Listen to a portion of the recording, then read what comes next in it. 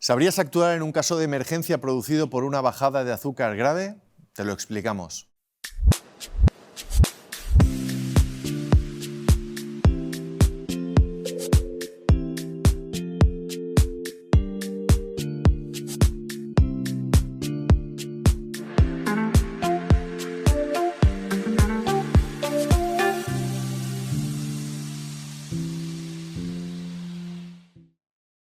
Bienvenidos a Saludables con Diabetes. En el programa de hoy exploraremos dos condiciones críticas en el manejo de la diabetes, la hipoglucemia y la hiperglucemia. La hipoglucemia o niveles bajos de glucosa en sangre puede causar síntomas como temblores, sudoración o confusión, y si no se trata, puede llevar a convulsiones o pérdida del conocimiento. Por otro lado, la hiperglucemia o niveles altos de glucosa pueden resultar con síntomas como sed excesiva, micción frecuente, fatiga, y a largo plazo pueden provocar complicaciones muy graves como daños renales, neuropatía o enfermedades cardiovasculares. Según la Asociación Americana de Diabetes, mantener los niveles de glucosa dentro de los rangos recomendados puede reducir significativamente el riesgo de estas complicaciones. Hoy acompáñenos porque vamos a discutir cómo reconocer, prevenir y manejar eficazmente estas dos condiciones con consejos prácticos de expertos y estrategias basadas en evidencia científica para vivir una vida saludable con diabetes. En el programa de hoy hablaremos con la educadora María de la O, quien nos hablará de todo ello. Tendremos la experiencia de Elena Sereno, Urequilla, y visitaremos la calle, nuevamente de la mano de nuestra corresponsal Leticia Bustos. Empezamos.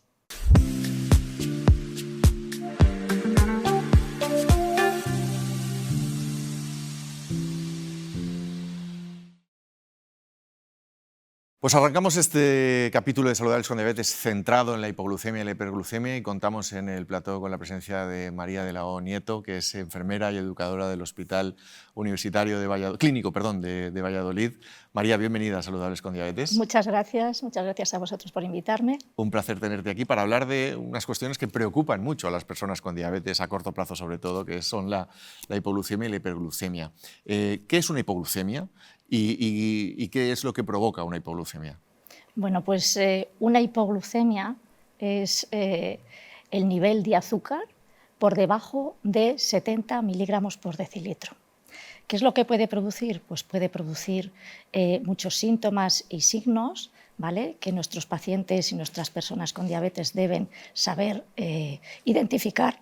Y además puede actuar frente al cerebro, evitando que la glucosa llegue y se nutra de ella a nuestro cerebro, con lo cual puede repercutir directamente produciendo graves trastornos neurológicos e incluso llegando al coma o la muerte.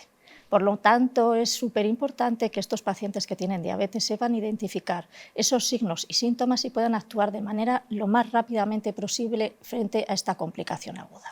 María, vamos a darles información a nuestros espectadores. Hablas de identificar las hipoglucemias. ¿Qué síntomas, qué sintomatología presenta? Porque además me consta que no todo el mundo le pasa lo mismo. No, cada uno tiene una sintomatología distinta. Existen una serie de signos y síntomas precoces, ¿no?, como el temblor, la sudoración, palpitaciones, la necesidad de comer, ¿no?, ese hambre que te entra de repente, la confusión, el nerviosismo, los bostezos. Existen otra serie de síntomas, por ejemplo, el aumento de las pupilas, ¿no?, la midriasis, o durante la noche la aparición de pesadillas o sueños nocturnos. Y luego, además, tenemos una serie de signos y síntomas que son característicos cuando ya hay un déficit de glucosa dentro del cerebro, ¿no? Los signos neuroglucopénicos, que llamamos, que son alteraciones del comportamiento, alteraciones de la visión borrosa, una marcha inestable, alteraciones a la hora del caminar, comportamientos, el paciente parece como que está enfadado, como que no recuerda lo que te ha pasado, te mira confuso, y después ya podemos llegar incluso a las convulsiones, lo que había dicho previamente, convulsiones, coma, incluso después el signo mayor es la muerte, que es súper grave. ¿Y qué es lo que desencadena una hipoglucemia, una bajada de azúcar? Bueno, pues existen distintos factores, ¿no?, que pueden desencadenar una hipoglucemia. Entre ellos, ¿qué podemos encontrar? Bueno, pues encontramos, por ejemplo, cuando una persona se administra mal un tratamiento, por ejemplo, administrar a mayor número de unidades de insulina cuando no corresponden, ¿vale? O administrar un tratamiento de antidiabéticos orales como las sulfonilureas, ¿vale?, de manera excesiva y en un momento en el que no van a comer, por ejemplo. No solamente hablamos de cantidad, sino del modo de administrarlo o además del lugar donde se administra. La técnica de autoinyección es muy importante, por eso es tan esencial la educación terapéutica en diabetes en estos pacientes. Si ellos se administran, por ejemplo, insulina en el tejido celular subcutáneo, está bien administrada, pero en cambio si se lo administran en el tejido intramuscular, se puede producir una administración mucho más rápida, la absorción es más rápida, pudiendo llegar a hacer una hipoglucemia. La presencia de lipodistrofias puede favorecer la aparición también de bajadas de glucosa cuando nosotros estamos aumentando la cantidad de insulina a administrar porque no llegamos a la normoglucemia, con lo cual intentamos aumentar esa dosis de insulina y cuando se administra en un lugar que está realmente bien, un lugar sano, lo que hace es actuar de manera adecuada, con lo cual reduce mucho más estos niveles de glucosa. También, por ejemplo, en el caso de la ingesta del alcohol, esto es muy importante porque cuando la persona ingiere alcohol en un principio y depende de la graduación de ese alcohol, puede aumentar los niveles de glucosa en un momento determinado. Pero después, ¿qué va a ocurrir? Bueno, pues el alcohol inhibe la secreción endógena de glucosa dentro del organismo, con lo cual va a producir posteriormente una hipoglucemia. Y no justo cuando esté bebiendo o después justo de beber, sino incluso a posteriori, horas más tarde, con lo cual esto hay que tenerlo mucho en cuenta por si acaso hay que hacer ingesta de hidrato de carbono para cubrirlo. Y muy importante es el contaje de hidrato de carbono, nunca debe faltar, siempre tiene que ser en las cantidades adecuadas porque una ingesta muy reducida de hidrato de carbono puede producir después hipoglucemia si nosotros nos hemos administrado el tratamiento prescrito que estamos haciendo pautado regularmente como lo estamos haciendo hasta ahora.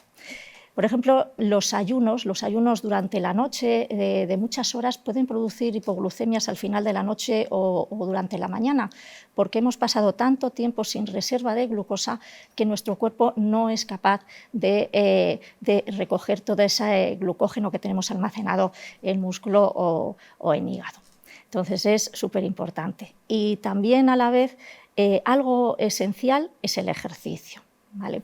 A la hora de hacer ejercicio debemos saber, ¿no?, en qué momento tenemos que hacer el ejercicio, si nos hemos puesto una dosis de insulina o hemos tomado algún antidiabético que puede interferir a la hora de hacer ese ejercicio y nos puede reducir inmediatamente los niveles de glucosa. Con lo cual, el ejercicio en general reduce los niveles de glucosa porque necesita aporte de esa energía el cuerpo lo que va a hacer es ir gastándolo, con lo cual es esencial hacer ejercicio en un momento adecuado, saber cuándo me he puesto la última dosis de insulina, haber pasado un tiempo regular, un tiempo más de 2 horas, más de 3 horas, o dejar hacer efecto el bolo previo que me he puesto y empezar a hacer ejercicio. Es esencial también saber que el ejercicio también aumenta los niveles del factor de sensibilidad, ¿no? Aumenta la sensibilidad a la insulina, con lo cual unos niveles de glucosa elevados porque hemos hecho a lo mejor un ejercicio de fuerza y no un ejercicio de cardio, tenemos que saber que si lo contrarrestamos con una cantidad de insulina regular que habitualmente estamos acostumbrados a poner para esas cifras de glucosa, nosotros después vamos a tener una hipoglucemia, ¿vale? Entonces, todo ese tipo de cosas lo tenemos que tener en cuenta. Y existen otros factores, por ejemplo, que pueden desencadenar hipoglucemias, como el aumento de la sensibilidad por la pérdida de peso, ¿vale?, que yo creo que en estos programas también se ha hablado, ¿vale? Entonces es importante porque habrá que reducir también la cantidad de insulina que ponemos o incluso después del parto, ¿vale? En las mujeres después del parto se aumenta la sensibilidad a la insulina, con lo cual hay que reducir esos niveles de insulina que se estaban administrando. Interesantísimo lo que nos está contando María sobre la hipoglucemia, pero yo quería aprovechar también para hablar de por el otro lado, la hiperglucemia, ¿no? Los niveles altos de glucosa. ¿Qué causa y cuál es la sintomatología de una hiperglucemia? Bueno, una hiperglucemia, ¿no?, se define como un nivel elevado por encima del objetivo de glucosa. ¿Y qué sintomatología podemos tener? Bueno, pues la sintomatología aquí es muy variada, ¿no?, y es muy inespecífica, porque hay pacientes, hay personas con diabetes que dicen que ellos, cuando tienen niveles elevados, no tienen ningún síntoma y se encuentran fenomenal, con lo cual hay veces que les gusta más estar en niveles altos porque están bien, y realmente lo que estamos haciendo es favoreciendo la aparición de complicaciones. Entonces, es muy importante, ¿no?, saber que existen unos síntomas. Esos síntomas pueden ser las llamadas 3Ps, ¿no?, la polidipsia, un aumento de las ganas de beber; la poliuria, un aumento excesivo de la cantidad de orina, y la polifagia, que es un aumento excesivo de las ganas de comer. Además, si esta hiperglucemia a lo mejor viene acompañada de cefaleas, de náuseas, vómitos, dolor de estómago, dolor tipo cólico, ya habría que pensar que esa hiperglucemia puede estar acompañada de otra serie de circunstancias, como a la aparición de cuerpos cetónicos. ¿Vale? Es súper importante saber que los cuerpos cetónicos hay que revisarlos entre situaciones. Cuando la hiperglucemia es marcada por encima de 250, 300, se mantiene y sin una causa aparente. Cuando tenemos esa serie de signos o síntomas que hemos descrito anteriormente, o en el caso de aumento de estrés o de enfermedad, con o sin fiebre, eso habría que revisarlo. Y en el caso de las gestantes también, ¿vale?, es muy importante revisar cuerpos cetónicos, sobre todo para establecer unas pautas de ayuno limitadas y evitar que durante la noche, sobre todo, exista mucho periodo de ayuno y pueda aparecer cetosis nocturna. María nos está dando una auténtica clase magistral sobre hipoglucemia e hiperglucemia. La vamos a detener aquí un segundito para compartir con nuestros espectadores un consejo sobre autocuidado, y enseguida seguimos hablando de estas cuestiones que tanto interesan a las personas con diabetes.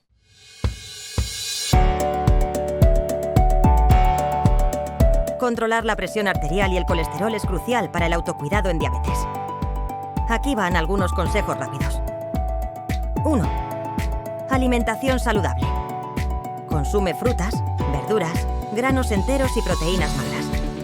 Evita grasas saturadas y trans. 2. Ejercicio regular.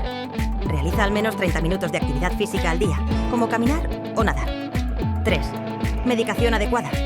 Toma tus medicamentos según las indicaciones de tu médico. 4. Monitoriza tus niveles. Revisa regularmente tu presión arterial y colesterol. 5. Evita el tabaco y el alcohol. Estos pueden afectar negativamente tu presión y colesterol.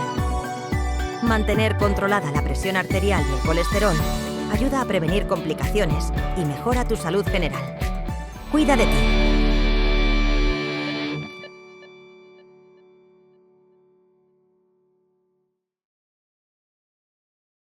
Seguimos hablando con María de la O Nieto, enfermera educadora del Hospital Clínico de Valladolid, sobre hipoglucemias e hiperglucemias. Y ahora quisiera introducir el concepto de la tecnología. ¿Con qué herramientas tecnológicas cuentan hoy los pacientes, las personas con diabetes, para poder identificar tanto los casos de hipoglucemia que comentabas como los de hiperglucemia? Pues actualmente contamos con los sistemas de monitorización continua de glucosa, que son sistemas que permiten la detección de glucosa intersticial en el paciente y además lo acompañan de flechas de tendencia, con lo cual estas personas pueden diferenciar claramente el estado en el que están en cada momento, ¿vale?, y además valorar cómo estarían dentro de aproximadamente unos 30 minutos, que es lo que nos indican esas flechas de tendencia. Con lo cual, ¿qué es lo que ocurre con estos sistemas de monitorización? Han mejorado mucho la aparición tanto de hipoglucemias como de hiperglucemias, porque estas personas pueden detectarlas rápidamente y pueden actuar antes de que sucedan, con lo cual hemos reducido tanto el tiempo en hipoglucemia como en el porcentaje, en número de hipoglucemias como de hiperglucemia. Es súper importante y ha sido todo un avance la aparición de estos sistemas, y ya la evidencia científica nos habla de todos ellos, la mejoría del control metabólico de los pacientes y la posibilidad de reducción de complicaciones tanto a corto plazo como a largo plazo. En este momento también existen en el mercado los sistemas híbridos de asa cerrada, son sistemas de bomba sensor que además utilizan un algoritmo automatizado, con lo cual el sensor detecta la cantidad de glucosa que tiene el paciente en ese momento, lo envía a la bomba y esta es capaz, mediante ese algoritmo, de determinar qué cantidad de insulina ha de administrarle al paciente, mucho, poco o incluso nada, si ve que en un momento determinado podría llevarle a una hipoglucemia.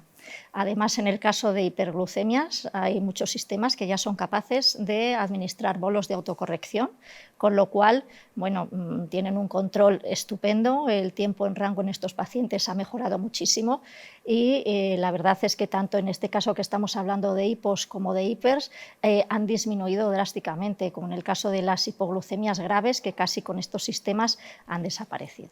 ¿Y con la llegada de las plumas conectadas Sí. dentro de ese ecosistema de la monitorización Sí, las continua? plumas conectadas también son un avance. ¿Por qué? Porque nos dan mucha información. Estas plumas conectadas, hay muchos tipos, plumas conectadas, capuchones inteligentes.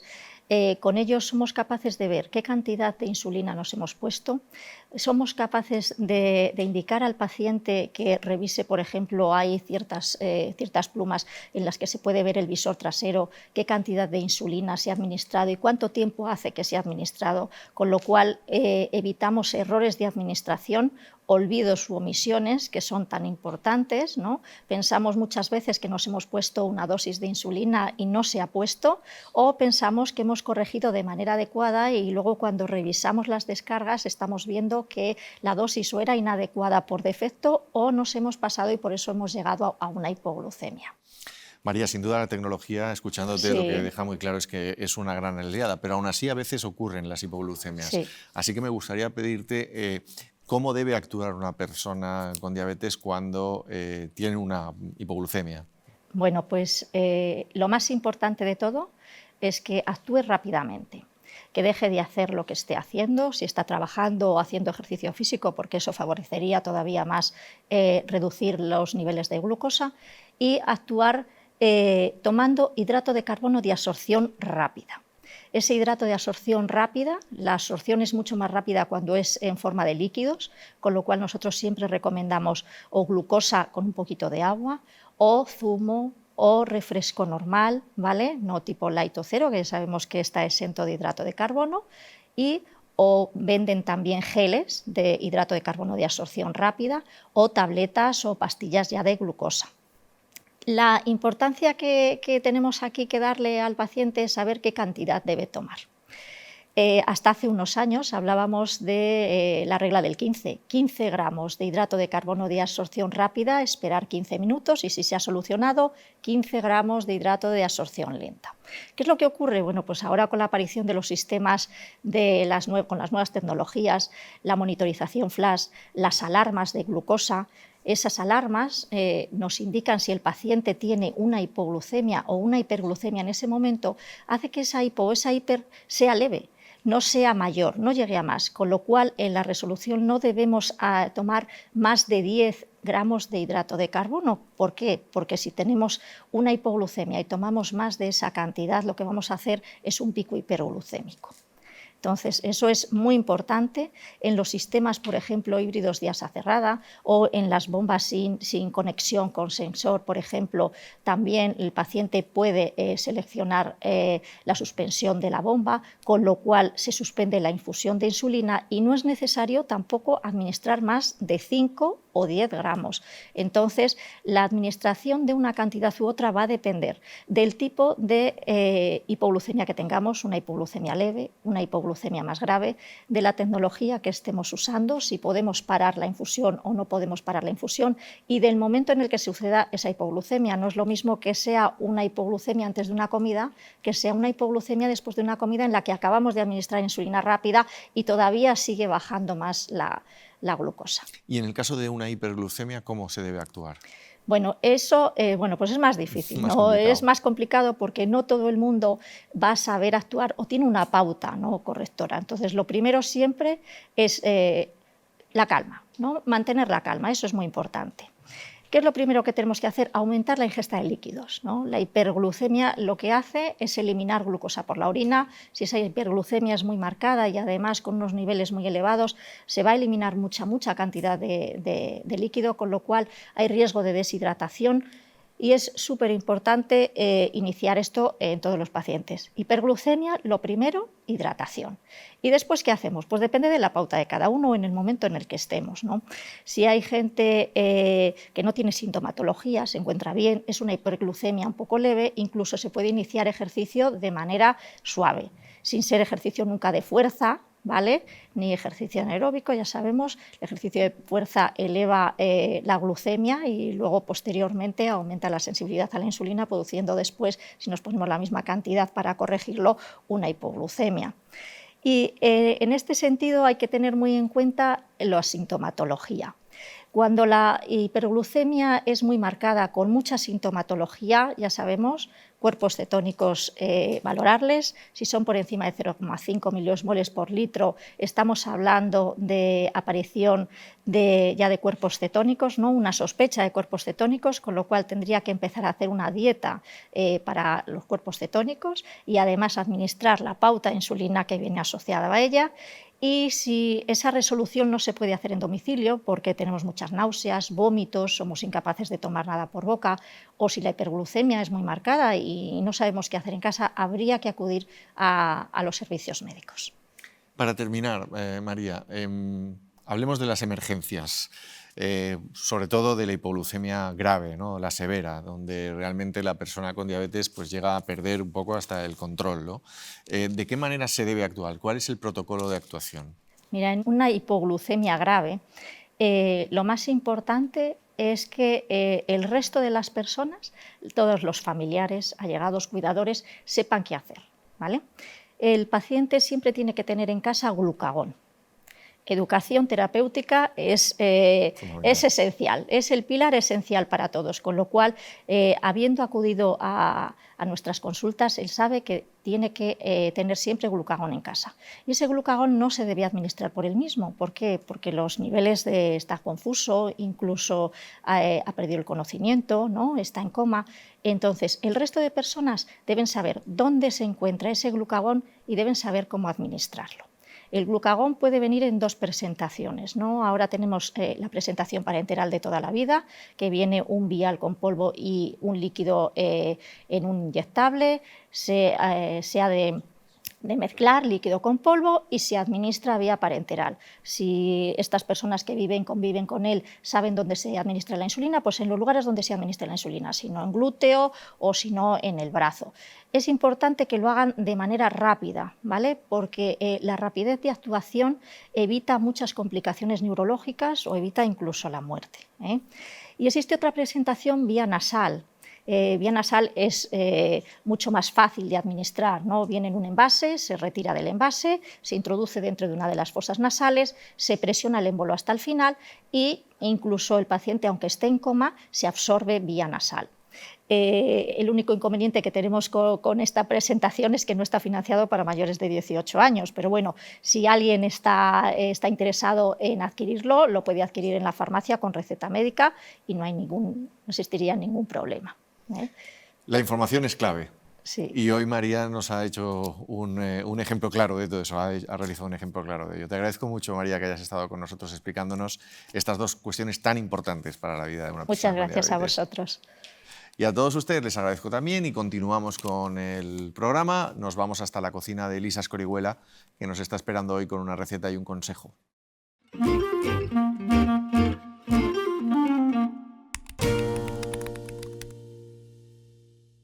Hola Ángel, hola amigos de Saludables, bienvenidos a la sección de nutrición en la que hoy os traigo un tema súper importante, que es cómo hacer una buena lectura del etiquetado nutricional. El primer paso que vamos a necesitar hacer, y el más importante de todos, es ir al listado de ingredientes y revisarlo bien, que aquí es donde vamos a encontrar la realidad de la calidad del alimento que estamos seleccionando. Los ingredientes están ordenados por cantidad, de mayor a menor. Esto significa que los primeros en la lista son los que más abundan en un producto. Por ejemplo, si ves que el azúcar o grasas poco saludables están en los primeros puestos, pues mucho mejor evitar ese producto. Lo ideal es elegir productos con ingredientes que sean sencillos y naturales, como son los aceites de buena calidad, los cereales integrales y las frutas. Cuanto más cortita sea y comprensible esta lista de ingredientes, mejor será la calidad del producto. Una vez hemos revisado toda la lista de ingredientes, debemos de fijarnos en la cantidad de calorías y en los macronutrientes. Pero ojo, cuidado, porque muchas veces pensamos que las calorías son importantes y realmente no es cuántas calorías tiene un alimento, sino de dónde proceden esas calorías. Por ejemplo, las grasas. Las grasas es un alimento que muchas veces hemos demonizado, pero la realidad es que existen grasas saludables y grasas menos saludables. Mi recomendación es reducir al máximo aquellos productos que contienen grasas saturadas y sobre todo que contienen grasas trans, que son perjudiciales para nuestra salud y que nada nos van a beneficiar. Sin embargo, grasas como las monoinsaturadas y las poliinsaturadas que podemos encontrar en el aguacate, el aceite de oliva, en los frutos secos, siempre nos van a beneficiar para nuestra salud. Por otra parte, tenemos los hidratos de carbono, que siempre vamos a traducirlos, por decirlo de alguna manera, en los azúcares que contiene un producto. Pero aquí es muy importante diferenciar entre los azúcares intrínsecos en ese producto, o sea, que están en su matriz de una manera natural, mientras que los azúcares añadidos son los que se han añadido en ese producto. Vamos a procurar elegir aquellos productos que no contengan azúcares añadidos y que su contenido sea menor de 10 gramos por 100 gramos de producto. Ahí está la clave. Y en cuanto a los hidratos de carbono, cuando hablamos ya más en global, no solo centrándonos en los azúcares añadidos, debemos de elegir siempre aquellos productos que estén hechos con cereales integrales, siempre integral. ¿Por qué? Porque va a aportar un gran contenido en fibra que es beneficiosa para nuestra salud intestinal, para regular los niveles de azúcar en sangre, para ir mejor al baño, para mantener el estado de saciedad. Es que la fibra es fantástica para todo. De hecho, ya tenemos un apartadito donde pone contenido en fibra. Pues cuando tengamos dos productos similares, pues podemos elegir aquel que tenga un mayor contenido en fibra, que siempre sabremos que será mucho más sano. Por otra parte, poco se habla del contenido en sal de los alimentos, y es que en España consumimos más sal de la que la Organización Mundial de la Salud está recomendando, y no es porque añadimos más sal en los alimentos a la hora de cocinarlo, sino es de la sal que proviene de los alimentos procesados que compramos, que se utiliza para potenciar el sabor, y por tanto debemos de estar muy atentos y siempre elegir aquellas opciones bajas en sal si es posible. Hablamos de un contenido alto en sal cuando supera 1,5 gramos por 100 gramos de producto. Así que con este dato seguro que te va a ser súper fácil poder seleccionar aquellos que tengan un menor contenido o bien elegir aquellos que ya directamente te ponga bajo contenido en sal. Con estas breves indicaciones te va a ser súper sencillo hacer una buena lectura del etiquetado. No es necesario tener grandes conocimientos de nutrición para que solo en un simple golpe de vista puedas elegir el mejor producto para tu salud. Por lo tanto, olvídate ya de la parte delantera del producto, que ahí es donde te van a contar lo que ellos quieran. Dale la vuelta, comprueba el etiquetado y elige el mejor producto para ti y para tu salud. ¡Hasta luego, saludables!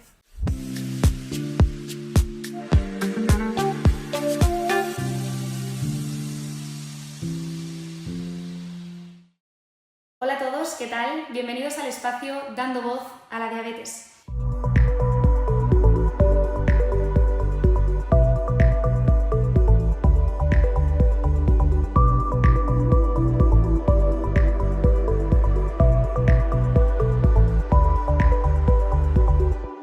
Algo que define a las personas con diabetes es su constancia, valentía y madurez.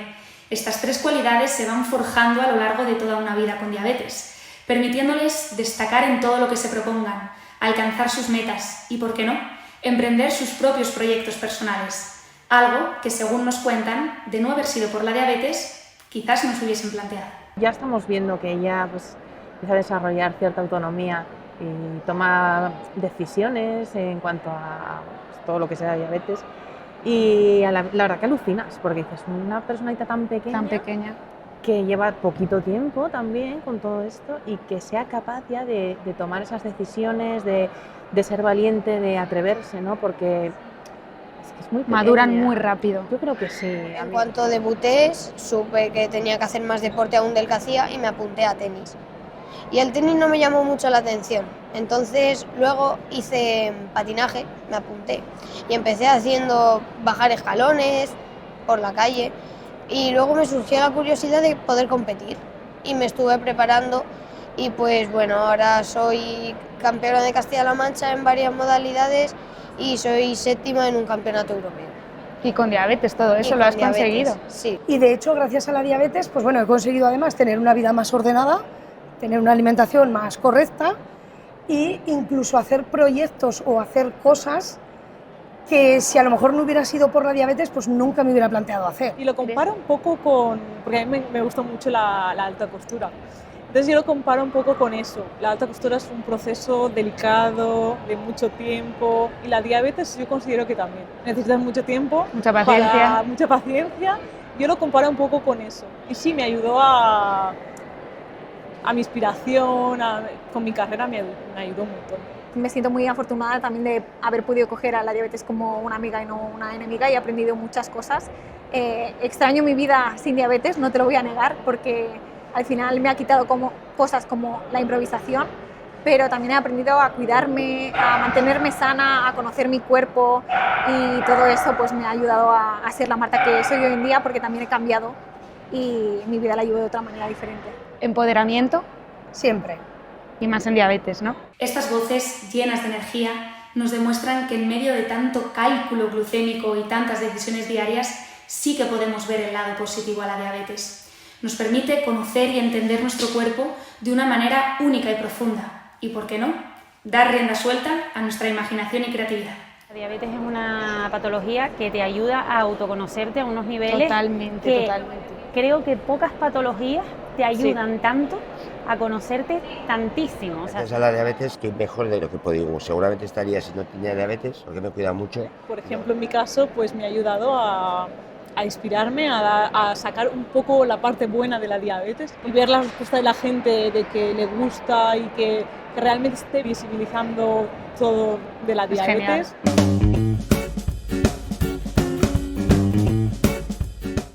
La insulina causa adicción.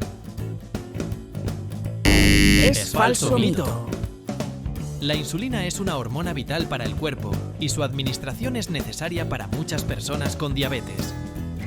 No causa adicción, sino que es un tratamiento necesario para controlar la enfermedad y prevenir complicaciones. Es fundamental desterrar este falso mito para promover una correcta comprensión de la diabetes y su manejo. Di no a los bulos en diabetes.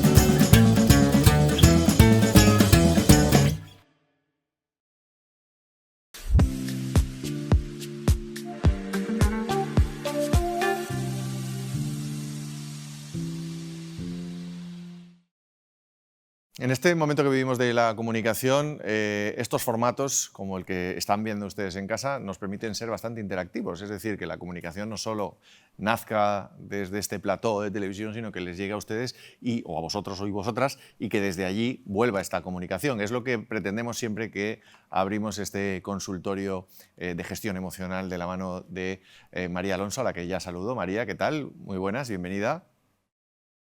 Hola a todos, un placer estar otro mes aquí deseando escuchar el testimonio que haya este mes y deseando dar respuesta a todo. Tengo uno preparado para ti. Antes permíteme que les recuerde a todos nuestros espectadores que pueden, aludiendo un poco a esta comunicación de ida y vuelta, ponerse en contacto con nosotros a través de este correo electrónico que estáis viendo sobreimpresionado. Cualquier cosa que nos queráis plantear al programa o directamente a María, aquí podéis escribirnos, mandarnos audios, vídeos, lo que queráis. Como ha hecho Bruno, que nos ha mandado este archivo sonoro. ¿Lo escuchamos? Hola, soy Bruno de Tarragona. No sé si a alguien más le ocurre, pero desde que tuve hace un par de años una hipo de las grandes, vivo con miedo. Miedo a que se vuelva a repetir, miedo a perder el conocimiento. En definitiva, una angustia que no logro quitarme de la cabeza. ¿Me podrías dar algún consejo para no estar tan angustiado? María, las temidas hipoglucemias, ¿no? Una de las cosas que más os preocupan a las personas con diabetes a corto plazo. Sí, desde luego, porque realmente son situaciones que tienen un riesgo, pero que también son situaciones muy desagradables de transitar, porque al final, bueno, todos no sabemos la famosa regla del 15, pero cuando tú estás ahí en tu hipoglucemia casi que querrías que esa regla fuera de cada 15 segundos comer, ¿no? Porque es una sensación muy, muy desagradable y sobre todo si como en el caso de Bruno hemos tenido una hipoglucemia grave que nos ha generado ese miedo, ¿no? Sí que, sí, si me permites la aclaración, Ángel, me gustaría puntualizar que no siempre el miedo a las hipoglucemias aparece después de haber tenido una hipoglucemia grave, sino que en muchas ocasiones este miedo puede surgir simplemente de leer testimonios de otras personas a las que les ha pasado o simplemente del miedo al desmayo, ¿no? Entonces, lo quería indicar porque es verdad que cada vez atendemos en consulta, desgraciadamente, a más personas con este miedo y no todas han tenido una hipoglucemia grave, ¿no? Sino que al final, como decimos, es una situación tan de riesgo, tan desagradable, que en muchas ocasiones no hace falta llegar a ese extremo, ¿no? Sino para que tengamos ese miedo, sino que puede ser algo que se va cociendo poco a poco, ¿no? Pero que en cualquier caso es súper incapacitante, porque tenemos este miedo, en muchas ocasiones dejamos de hacer cosas por ese miedo, dejamos de ir a sitios, no sea que tenga una hipoglucemia, dejo de hacer deporte, dejo de ir a ciertos sitios porque a lo mejor hace calor o no hay nada cerca, ¿no? Entonces, en cualquier caso, es un miedo realmente al que tenemos que ponerle el foco, ¿no?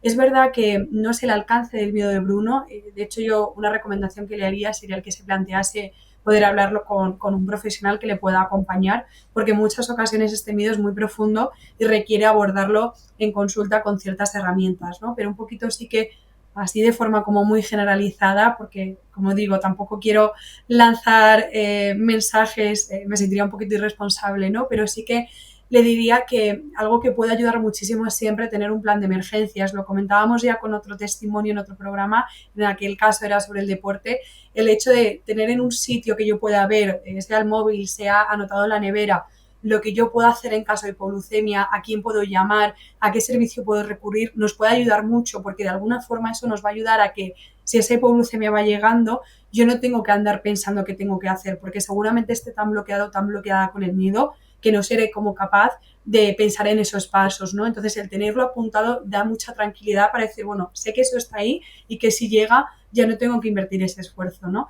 Pero que también de alguna forma pueda un poquito ir cambiando esos ISIs, ¿no? Como yo digo, los ISIs, y si pasa esto, y si pasa lo otro, es una bola de nieve que cada vez se hace más grande y al final nos atropella, ¿no?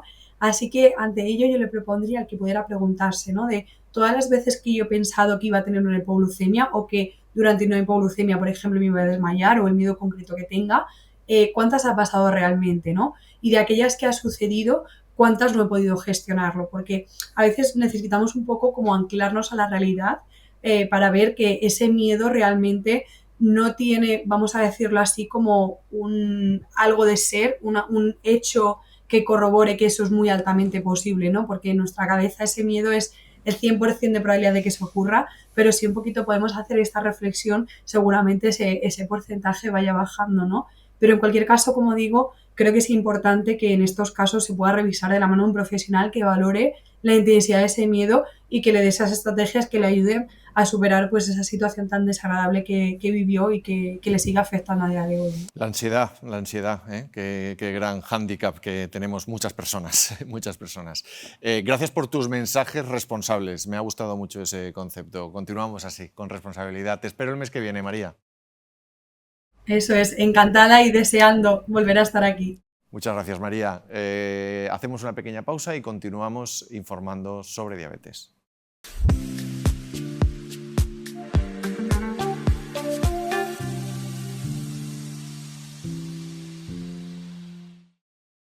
Continuamos en Saludables con Diabetes. Como saben, si no lo han visto nunca en estos capítulos, siempre tenemos la voz del profesional sanitario, pero lo complementamos con la experiencia, con la voz de las personas que tienen diabetes. Y tengo el gusto de presentarles a una de ellas, que me acompaña hoy, que es Elena Sereno, persona con diabetes tipo 1, Eurequilla en redes sociales. Elena, muchas gracias. A vosotros. Nos conocemos hace mucho tiempo, pero no había tenido la oportunidad de entrevistarte, así que para mí también hoy un reto conocer un poquito más tu historia sobre diabetes. ¿Me puedes contar cuándo empieza y cómo empieza esa historia asociada a la diabetes? Pues a ver, lo mío se remonta al siglo XX. El año 2000 empecé con síntomas típicos de la diabetes tipo 1 y no se dieron las alarmas hasta ya pasado el verano. Empecé a tener la tríada de las PES, polidipsia, polifagia y poliuria, y llegué a comerme el menú de 4 personas, una cena. Bebía unos 5 o 6 litros diarios de agua, vivía enganchada a la nevera, comiendo, bebiendo y en el baño. De hecho, ese año estaba cursando segundo de BUP, me quedaron muchas asignaturas y tuve que repetir, porque no era capaz de concentrarme. Y entonces ya a finales de ese año decido contarle a mi familia que ya no puedo más, que hay algo que me está preocupando ya bastante, que aparte de eso tengo una candidiasis. Entonces me llevan a urgencias justo al pasar los Reyes de 2001 y bueno, pues me hacen el triaje y me dicen: te vas a quedar ingresada porque lo que tienes es una diabetes tipo 1. Entonces yo voy por una candidiasis pensando que me van a mandar unos óvulos, una crema y ya está, y me voy a ir a mi casa, y me encuentro con un ingreso, con 17 años recién cumplidos y una enfermedad crónica para toda la vida. ¿Y cómo te cambia la vida? Pues como había estado casi un año tan mal, la verdad que yo no quiero decir que lo vea como algo positivo, pero yo necesitaba... ¿Te alivió el diagnóstico? Sí, yo necesitaba ponerle nombre a lo que me estaba pasando, porque no vivía. Vivía solo para comer, beber e ir al baño. Entonces a mí el diagnóstico, en cuanto me puse las primeras gotas de insulina y corrieron por mi sangre, me sacié comiendo y bebiendo y recuperé la vida que el resto de mis amigos tenía. Para mí fue algo mágico. Suena así a lo mejor, pero para mí fue mágico. O sea, yo siempre digo el jugo de vida, ¿no? Yo lo llamo así por lo del jugo de gumibayas de los gumis, pues para mí es como el jugo de vida. Seguramente muchas de las personas que nos estén escuchando en estos momentos empaticen con lo que estás diciendo tú, o sea que no es un mensaje aislado. Y 20 años después, casi 20 años después de ese diagnóstico, ¿qué papel ocupa la diabetes hoy en tu vida? Para mí es muy importante porque me ha traído muchos amigos, muchas personas a las que quiero mucho, a las que puedo ayudar en el día a día. Yo me abrí una cuenta en redes sociales para poder contar mi historia y aprender, porque yo empecé sin educación, sin saber qué hacer, vivía a ciegas completamente, no había tecnología, no sabía contar raciones, o sea, iba perdida. Y empecé a seguir a muchos pacientes que compartían su día a día como yo en torno al año 2014-2015 y bueno, pues se me abrió un mundo en el que yo me di cuenta que había una formación, que había personas que estaban recibiendo, pero que muchas otras que habíamos debutado en el siglo XX no habíamos recibido. Entonces fue como un salto, como una catapulta a un mundo nuevo de personas, el sentir apoyo, esa empatía, el poder compartir experiencias del día a día con otras personas que sentían y vivían lo mismo que tú. Y poder ayudar y poder aprender fue algo muy bonito. Hablas del siglo pasado, pero estaba pensando, Elena, que efectivamente tú eres de las personas que puedes decir cómo era antes la diabetes y cómo es ahora. Es decir, puedes comparar. Sí. Que posiblemente es un mensaje que para personas que acaban de ser diagnosticadas, con todo lo que tenemos hoy encima ya en la mesa y que lo hemos ido conociendo, son grandes avances, ¿no? Entiendo que hay un antes y un después en el que tú puedes comparar. Sí. Yo tuve la suerte de debutar directamente con plumas de insulina. Muchas personas de antes debutaron con plumas con inyecciones de insulina de cerdo, que no es lo mismo para nada. Entonces yo tuve esa suerte que según me ingresaron a mí ya me dieron 2 plumas, me dieron una insulina mixta y una insulina rápida, entonces bueno, el tratamiento fue mucho mejor que si hubiera debutado 5 años antes, realmente.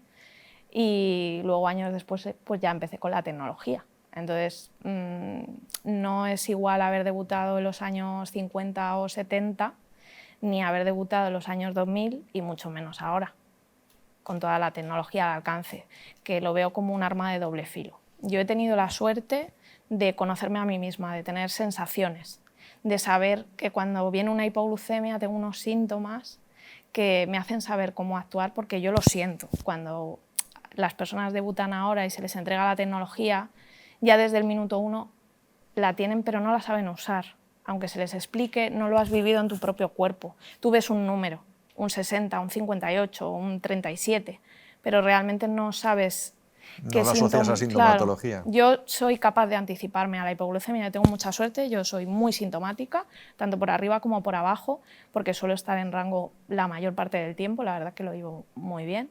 Entonces enseguida me anticipo y no me hace falta a veces ver lo que pone. De hecho, la tecnología también falla, no es la panacea divina, y a veces el tener esas sensaciones pues me hace poder anticiparme a lo que tengo que hacer. Hablas de un buen control actual.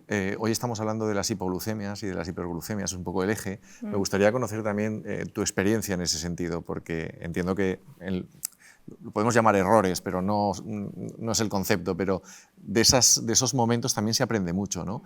En tu caso, ¿cómo ha sido y cómo has podido solucionarlo? A ver, en mi caso, lo que he vivido de peor manera han sido las hipoglucemias. Yo he tenido hipoglucemias graves, una de ellas casi me cuesta la vida, por total desconocimiento. Yo era una persona que intentaba estar en rango el mayor tiempo posible, que desde el minuto 1 me lo he tomado con muchísima responsabilidad, cuidarme, ponerme la insulina, intentar tener una vida activa y vivir al máximo todas las experiencias que me pueda ofrecer la vida.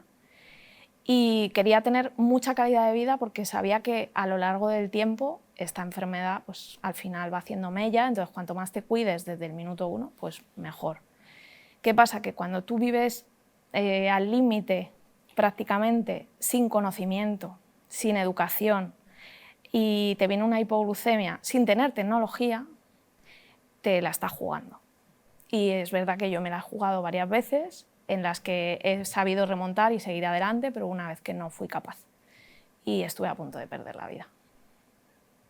Me fui a una casa rural con amigos, estaba en un pueblo a media hora una hora, como mucho de casa, 3/4 de hora, no me llevé glucagón, me confié, ya llevaba bastantes años con diabetes, no sabía contar raciones, yo comía a ojo, por volumen, y fue en una cena, había barbacoa, entonces nosotros cenamos sobre todo grasa y proteína.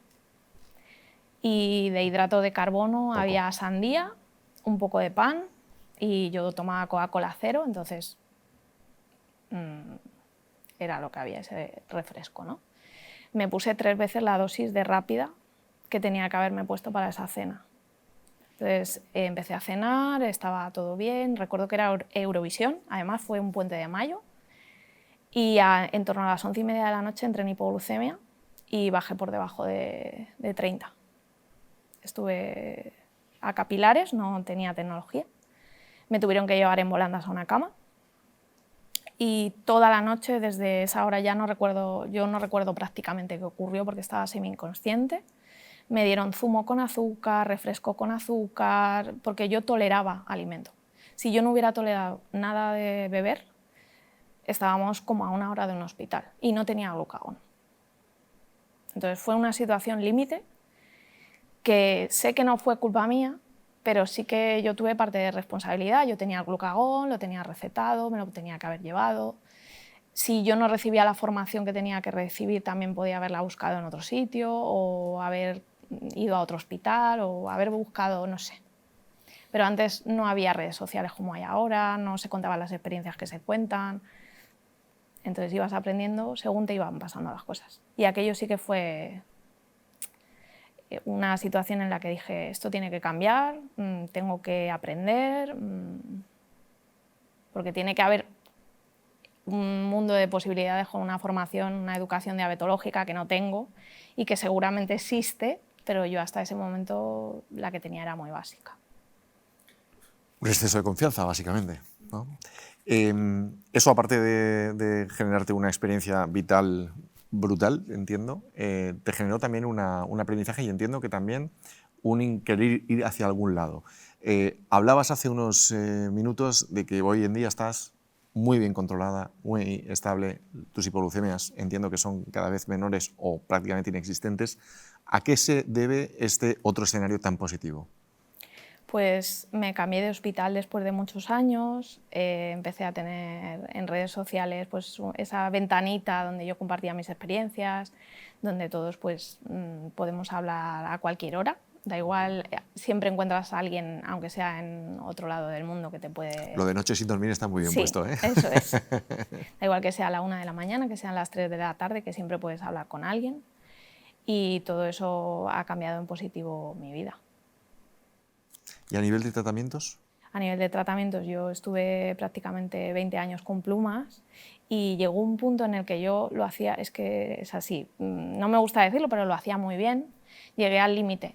Digo, ya no puedo avanzar más, ¿no? Yo necesitaba avanzar otro escalón, entonces dije, necesito tecnología, ya empezaban los sensores a financiarse, empezaban a ponerse bombas y entonces, pues bueno, pues me cambié de hospital, me ofrecieron los sensores, empecé a ver lo que era una gráfica, a analizar gráficas, a contar raciones, tuve enfermeras educadoras que no había tenido, que me enseñaron, me dieron formación y... Hace 3 años me pusieron una bomba de insulina. Empecé con una bomba en modo manual durante 1 año, que me ayudó un montón y fue como el primer paso. Fui muy reticente al principio, porque iba muy bien con plumas, pero me di cuenta que llevando sensor y bomba pues, era como ir en un coche mucho más rápido. Y ahora llevo bomba automática y es que hay días que no me acuerdo que tengo diabetes. ¿Dirías que desde un punto de vista de calidad de vida, tu calidad de vida es similar o muy parecida a la de una persona que no tiene diabetes? En gran parte sí. En gran parte sí. Al final piensas en diabetes todo el día, pero lo haces, yo, en mi caso, de una forma tan automática que a veces no lo recuerdo. O sea, hago cosas automáticas. Seguramente si se me ve desde fuera, pues mi familia, mis amigos sí que me dicen, es que estás todo el día viendo las gráficas, los números, las que sube, que baja. Es que nuestra vida es así. Hay que estar encima constantemente. Elena, para terminar, me gusta acabar esta sección siempre trasladándoos a vosotros un deseo o un mensaje. Sí, imagínate que este programa lo viera todo el mundo. Cuando digo todo el mundo no es mucha gente, sino todo el mundo, de verdad. Y que tuvieran que identificar o saber qué es más la diabetes. ¿Qué mensaje o qué deseo tendrías? Que todo el mundo pudiera acceder a insulina. Ya no tanto a tecnología, sino a insulina. Importante. Todos merecemos vivir con la mejor calidad posible. Elena, ha sido un verdadero placer tenerte en Saludables con Diabetes. Te lo agradezco mucho. Un placer para mí también. Porque sé que has hecho un esfuerzo muy Muchísimas importante por venir hoy. Muchas gracias. Hasta la próxima. Cuídate mucho. Y a todos ustedes, hacemos una pequeña pausa y cerramos el programa con Roberto Bonilla y su sección sobre el ejercicio y el deporte, fundamental para el buen control glucémico.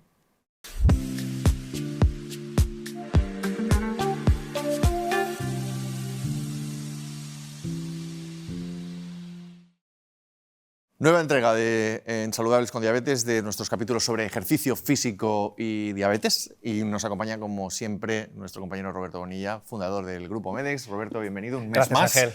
Hoy para hablarnos de un estudio muy interesante, como siempre. ¿De qué estamos hablando? Pues estamos hablando de lo importante que es la mejora de la masa muscular a través del ejercicio de fuerza o de resistencia, en inglés, para la mejora de esos niveles de glucosa y de esas glucemias. En este caso, además, el informe lo trae Pedersen, que es uno de los mayores investigadores, él es de origen danés y bueno, es uno de los mayores referentes, como digo, en la demostración de que el ejercicio es medicina, no solamente para la diabetes, sino para más de 24 enfermedades, Ángel. Cuando hablamos de efecto antiinflamatorio, que leo yo ahí, ¿de qué estamos hablando? ¿El cuerpo se inflama por a lo mejor ciertos hábitos o...? Todo lo que sea, por ejemplo, todo lo que está debajo del paraguas de síndrome metabólico, como obesidad, diabetes tipo 2, hipertensión, tiene un proceso inflamatorio dentro. El ejercicio ayuda a lo contrario, a intentar revertir ese proceso inflamatorio. Fenomenal. ¿Y hoy nos has traído un ejercicio? Sí. Es el de... ¿Vas a hacer tríceps? Tríceps, pero me voy a ayudar de una silla. ¿Necesitamos una silla? Pues sí, venga, para vamos que a pedir... vea todo el mundo que lo pueda hacer en casa, en una habitación pues y con una silla. Ahí tienes la silla, es mágico aquí en Saludables. Pides una silla y tienes una silla, o sea que... Muy bien, así es, además muy bonita.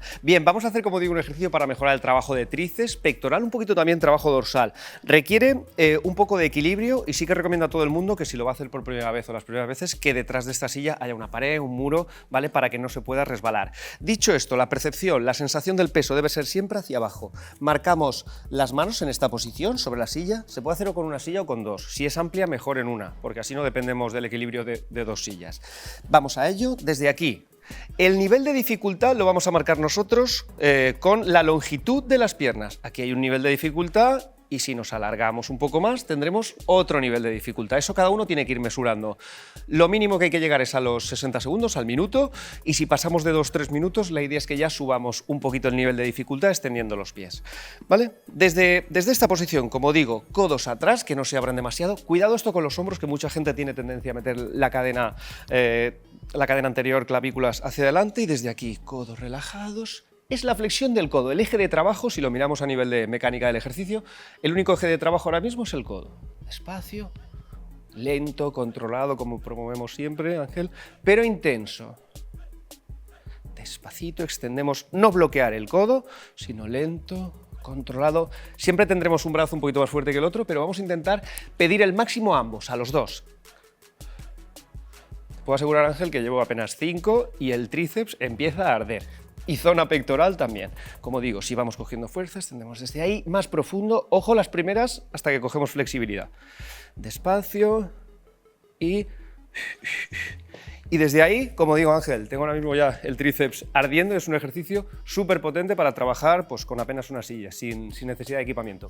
Pues te dejo descansar, Roberto, y te agradezco que estés con nosotros, y el mes que viene más. Gracias, Ángel. Gracias a ti y a todos ustedes también por su atención. Gracias a Abbott, a Diabetes Care, a Novo Nordisk Pharma por su colaboración y a la Federación Española de Diabetes. Y recuerden siempre, lo que no se comunica no existe, es una regla del periodismo, así que vamos a darle voz a la diabetes.